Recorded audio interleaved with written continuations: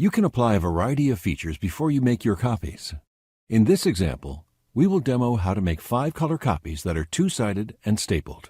From the main menu, press Copy to bring you to the copy screen. To change the number of copies, press 5 on the hard keys. Press Select Color to change the color mode. You can choose from a number of color modes or select black and white.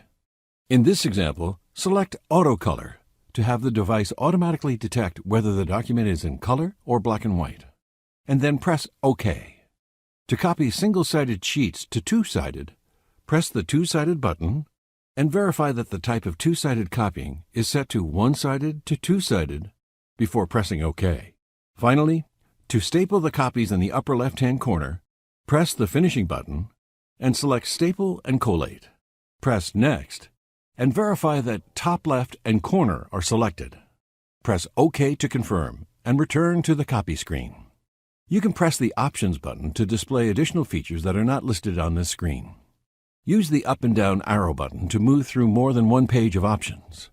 There are a number of additional options that can be changed or set.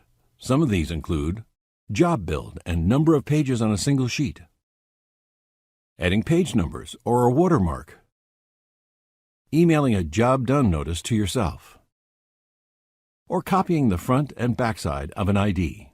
Press Close to return to the copy screen. You can also swap out the shortcut options displayed here for any of the options you just saw for a more streamlined user experience. Now that you've selected all of the desired settings, place the document in the feeder and press Start on the hard keys to start the copying process.